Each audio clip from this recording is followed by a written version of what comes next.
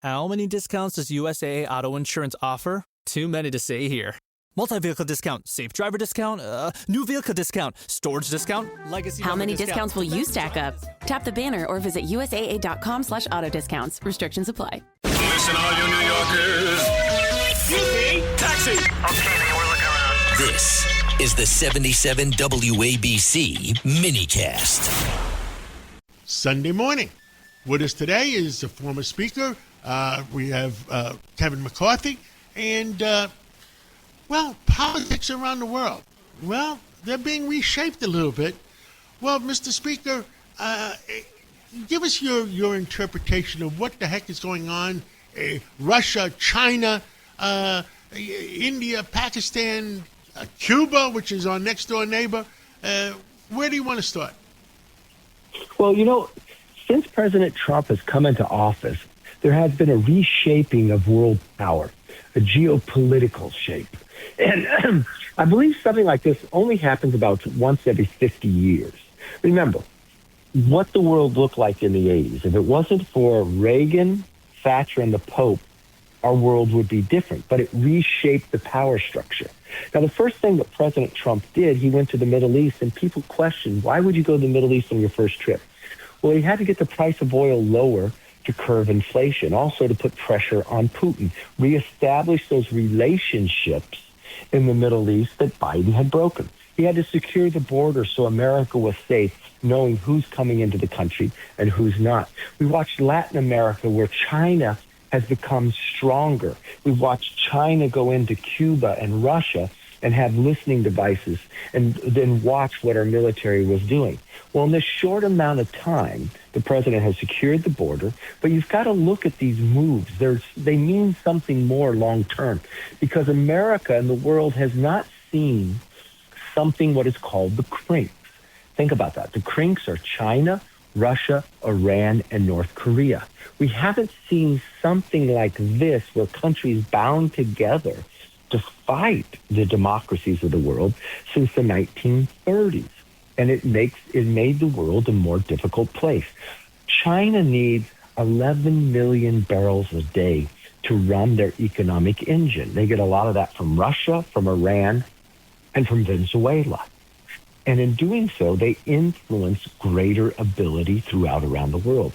Since President Trump came in, changing the power in Venezuela was remarkable, because we're watching in Latin America a lot more in democracy, conservative, capitalist leaders go up, which help their countries grow economically, curb their inflation, greater freedom.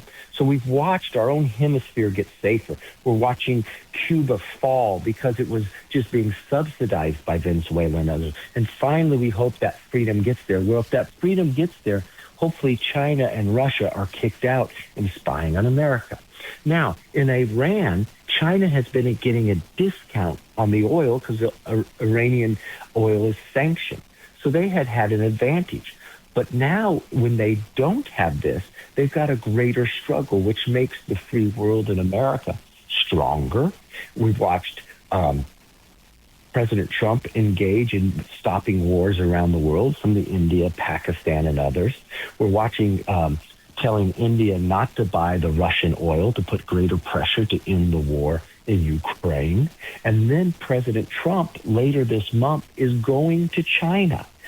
What a difference in less than 2 years. One, that the American president is going to China after a trade agreement, having greater control of the balance of energy in the world, and in a greater strength to represent America while he's in China. You had China just this last week criticize Iran, one of the members of the CRINC, from attacking other Middle Eastern countries. That hasn't happened before. And so here we are in a short amount of time, President Trump reshaping the power structure, America producing more energy, a stronger economy, a safer border, and stepping into the world stage after stopping wars and having a greater flow of energy that China needs. People will study this. Normally, this would take decades to be able to accomplish. And then trying to cut the head off the snake that funds the proxies of terrorism around the world, Iran. It is an unbelievable feat in a short amount of time. And if this continues to carry out, it's our grandchildren that will look back and say, you've lived in a world of security and safety that we haven't seen. Because there's an interesting article that Henry Kissinger and Graham Allison wrote a number of years ago. And if you speed the numbers up, 80, 80, and 9, it's been 80 years since the world power has been in a great war. And if you study history, that's longer than since the Roman Empire.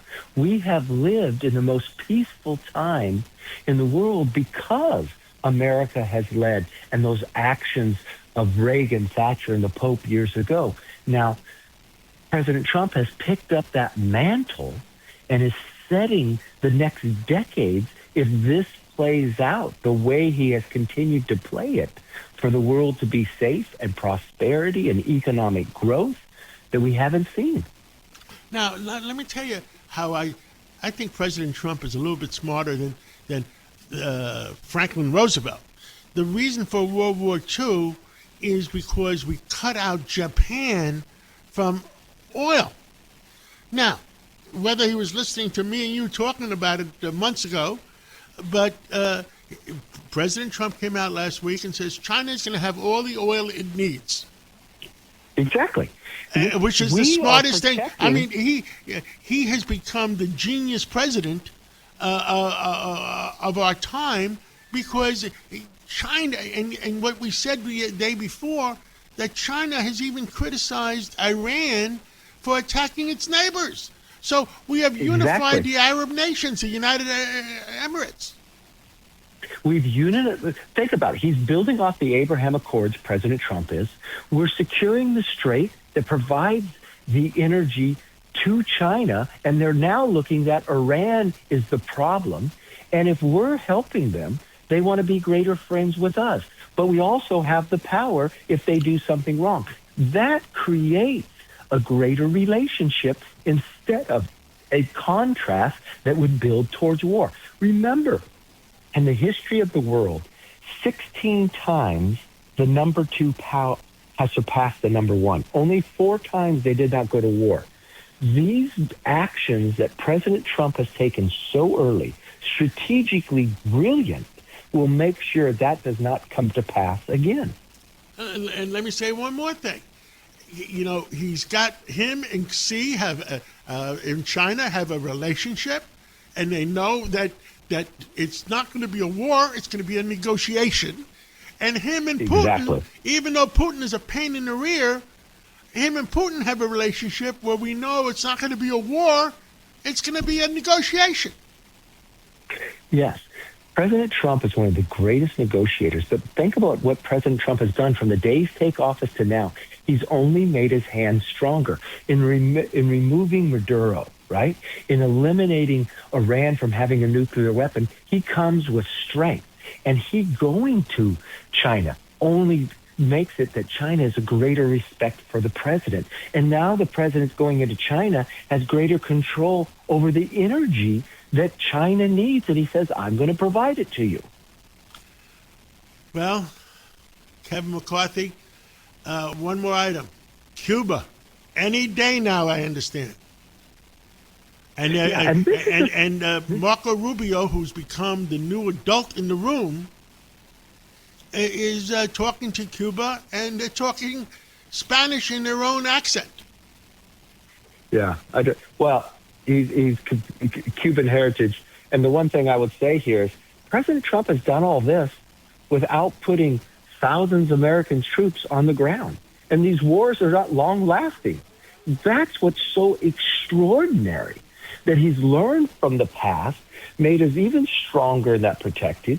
And what he's done is put the pressure on Cuba and show them how what they have been living off of, with communism and others, has such a failure. Well, it's going to grip them into a place that we have a stronger negotiating hand, just like he's been doing with China. Well, Kevin McCarthy, Speaker, you'll always be my Speaker. Thank you so much for coming on this Sunday morning. And God bless America, and God bless President Trump. He's doing the right thing for the world. and I'm very thankful of it. Yes, he is. Thank you Appreciate so you, much. John.